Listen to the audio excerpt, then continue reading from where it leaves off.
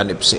تو اب یہ مرحلہ طے ہوا، ہم سمجھتے ہیں کہ آئینی عمل میں کسی کو کوئی رخنہ نہیں ڈالنا چاہیے۔ جو کچھ افسوسناک یا جذباتی قسم کے بیانات حکومتی اہلکاروں کی طرف سے کل آئے، ان کو اب ماضی کا قصہ بن جانا چاہیے۔ یہ صوبہ اپنی نئی لیڈرشپ کے تحت پہلے سے زیادہ عزم کے ساتھ آگے بڑھے گا۔ ہم دہشت گردی کا خاتمہ کریں گے، اس کے لیے جامع پلان دیں گے، کوئی نرم گوشہ نہیں ہے دہشت گردی کے لیے۔ اسی طرح ہم گورننس کے حوالے سے، تعلیم ہو، صحت ہو، ہم آگے بڑھیں گے، اور جو کوئی بھی شکایت پیدا ہوئی ہے ماضی میں، اور ہر حکومت کے حوالے سے کوئی نہ کوئی شکایت پیدا ہو جاتی ہے، ہم اس کا ازالہ کریں گے۔ سہیل آفریدی صاحب نہایت پرعزم نوجوان ہیں، ان کا تعلق قبائلی علاقے سے ہے، وہ پہلے وزیر اعلیٰ ہوں گے جن کا تعلق قبائلی علاقے سے ہوگا، اور آپ نے دیکھا قبائلی علاقوں میں کتنی خوشی منائی گئی ہے ان کی نامزدگی پر، اور ان کے انتخاب پر اس سے زیادہ خوشی ہوگی، اور یہ صوبہ انشاءاللہ مزید ترقی کرے گا، دن دگنی رات چگنی۔ تو ہم اب دعا کرتے ہیں جامع حکمت عملی کے تحت مل کر یہ صوبہ اور وفاق آگے بڑھیں، تاکہ اس خطے سے ہم دہشت گردی کا جو ناسور ہے اس کو ختم کر سکیں۔ اب کوئی اور آئینی تنازع ہم امید کرتے ہیں پیدا نہیں کیا جائے گا۔ عدالتیں بہرحال موجود ہیں، لیکن عدالتوں سے بڑھ کر ہم سمجھتے ہیں عوام کی عدالت موجود ہے، عوام کی حمایت پی ٹی آئی کو حاصل ہے اس صوبے میں، بالخصوص پورے ملک میں۔ لیکن اس صوبے نے 3 دفعہ پی ٹی آئی کی حکومت قائم کی ہے، جو ایک تاریخ میں ایک انوکھا واقعہ ہے، اور اس سے جو اس صوبے کے عوام کی وابستگی ہے، جذباتی، ذہنی، فکری، شعوری، عمران خان کے ساتھ اور پی ٹی آئی کے ساتھ، وہ بالکل واضح ہے۔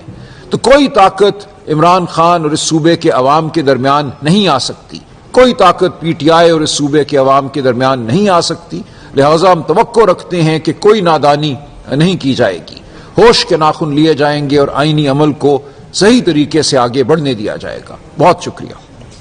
نہیں، بالکل نہیں، میں نے یہی عرض کیا نا، آپ کے سامنے ہے، آپ جائیں گوگل پہ، آئین پاکستان کو کھولیے، آئین پاکستان کا آرٹیکل ہے 130، اس کے اندر وزیر اعلیٰ کے استعفے کا جو ذکر ہے وہ شق 8 میں ہے۔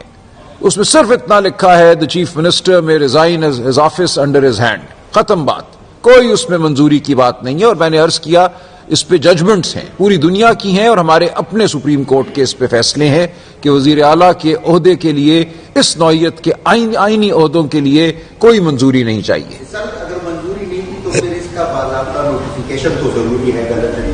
نہیں، کوئی ضروری نہیں۔ دیکھیے یہ تو صرف اطلاع ہوتی ہے، گیزٹ نوٹیفیکیشن کیا ہوتا ہے؟ گیزٹ نوٹیفیکیشن صرف عوام الناس کو اطلاع ہوتی ہے، اور کچھ نہیں ہوتا گیزٹ نوٹیفیکیشن، اس سے کوئی قانون جو ہے وہ بدل نہیں جاتا۔ جو آئینی حق ہے ایک وزیر اعلیٰ کا، اور جو آئینی طاقت ہے ایک وزیر اعلیٰ کی استعفیٰ دینے کی، اس کا گیزٹ نوٹیفیکیشن سے کوئی تعلق نہیں ہے۔ نہیں، بالکل نہیں، میں نے یہی عرض کیا نا، آپ کے سامنے ہے، آپ جائیں گوگل پہ، آئین پاکستان کو کھولیے، آئین پاکستان کا آرٹیکل ہے 130، اس کے اندر وزیر اعلیٰ کے استعفے کا جو ذکر ہے وہ شق 8 میں ہے۔ اس میں صرف اتنا لکھا ہے the chief minister may resign his office under his hand، ختم بات، کوئی اس میں منظوری کی بات نہیں ہے۔ اور میں نے عرض کیا اس پہ ججمنٹس ہیں، پوری دنیا کی ہیں، اور ہمارے اپنے سپریم کورٹ کے اس پہ فیصلے ہیں کہ وزیر اعلیٰ کے عہدے کے لیے، اس نوعیت کے آئینی عہدوں کے لیے کوئی منظوری نہیں چاہیے۔ سر اگر منظوری نہیں تھی تو پھر اس کا باضابطہ نوٹیفیکیشن تو ضروری ہے، غلط ہے؟ نہیں، کوئی ضروری نہیں۔ دیکھیے یہ تو صرف اطلاع ہوتی ہے، گیزٹ نوٹیفیکیشن کیا ہوتا ہے؟ گیزٹ نوٹیفیکیشن صرف عوام الناس کو اطلاع ہوتی ہے، اور کچھ نہیں ہوتا گیزٹ نوٹیفیکیشن، اس سے کوئی قانون جو ہے وہ بدل نہیں جاتا۔ جو آئینی حق ہے ایک وزیر اعلیٰ کا، اور جو آئینی طاقت ہے ایک وزیر اعلیٰ کی استعفیٰ دینے کی، اس کا گیزٹ نوٹیفیکیشن سے کوئی تعلق نہیں ہے۔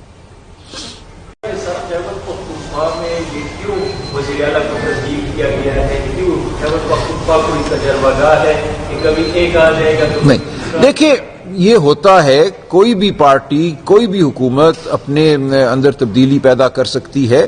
ہم یہ سمجھتے ہیں کہ 2 سال کا عرصہ گزرا، اس حوالے سے کچھ تنازعات بھی پیدا ہوئے۔ نیا وزیر اعلیٰ جو ہے ایک نئے عزم اور نئی ٹیم کے ساتھ آگے بڑھے، اس میں کوئی ایسی بات نہیں ہے جس پہ اعتراض ہو۔ یہ ایک سیاسی عمل ہے، یہ ایک جمہوری پارلیمانی عمل ہے۔ یہ آپ کو بتایا گیا تھا کہ دیکھیں حلف لینا گورنر کی ذمہ داری ہے، وہ تو لکھا ہوا ہے کہ حلف جو ہے وہ گورنر لے گا، لیکن آئین یہ کہتا ہے کہ اگر گورنر صاحب جن کا ذکر ہے آئین میں کہ وہ حلف لیں گے، وہ عہدیدار اگر کسی وجہ سے حلف نہیں لیتا تو پھر آئین کے آرٹیکل 255 کے تحت chief justice Peshawar high court کسی اور کو نامزد کر سکتے ہیں حلف لینے کے لیے۔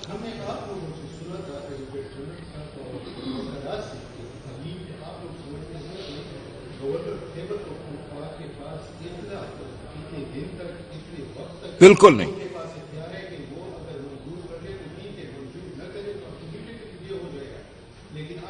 نہیں وہ غلط، وہ جس کسی ہاں نہیں کوئی نہیں، دیکھیں وہ کسی میں عرض کرتا ہوں، دیکھیں وہ میں مجھے عرض کرنے دیں، دیکھیں وہ کوئی رائے ہوگی کسی کی، لیکن آئین آپ کے سامنے ہے، آپ کو میں دعوت دیتا ہوں آئین کا آرٹیکل 130 آپ پڑھیے، اس کی شق 8 آپ پڑھیے، دیکھیں یہ کوئی بل نہیں ہے جو گورنر کو بھیجنا ہے، وہ تمام معاملہ ہوتا ہے قانون سازی کے حوالے سے کہ گورنر صاحب کے پاس ایک بل گیا، اس کا پورا طریقہ آئین میں دیا ہوا ہے، گورنر بل کو پڑھے گا، اس پہ اپنی رائے دے گا، اس کو واپس بھیج سکتا ہے، اس کے بعد پھر اگر وہی بل گورنر کو بھیجا جائے تو اس پہ واجب ہو جاتا ہے، اس پہ کتنی دیر وہ بیٹھ سکتے ہیں۔ اس تمام معاملے کا چیف منسٹر کے استعفے سے کوئی تعلق نہیں ہے۔ یہ آپ نے ایڈوکیٹ جنرل کی ابھی آپ آئے ہیں تو 3 دن بعد اس استعفے کے عمل کو دوبارہ دہرایا گیا ہے، تو یہ بتائیے 3-4 دن میں کیا کچھ معاملات تھے جس کو طے ہونا تھا؟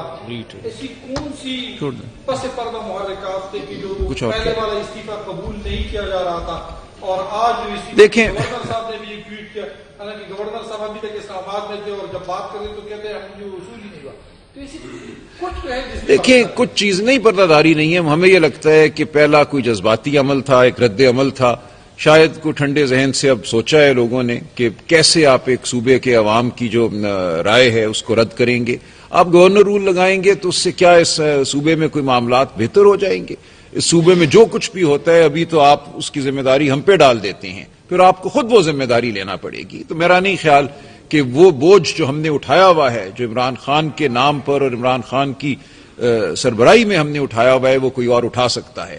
وہ بوجھ صرف وہی جماعت اٹھا سکتی ہے جس کو صوبے کے عوام کی تائید حاصل ہو، صوبے کے عوام کا اعتماد حاصل ہو۔ تو میں یہ سمجھتا ہوں کہ جب ٹھنڈے دل سے اور ٹھنڈے ذہن سے ان باتوں پہ غور کیا گیا ہے اور مزید کیا جائے گا تو میرا خیال ہے رائے بدلے گی۔ یہ کہ کتنے ایکسپیکٹڈ ووٹ ہے جو 93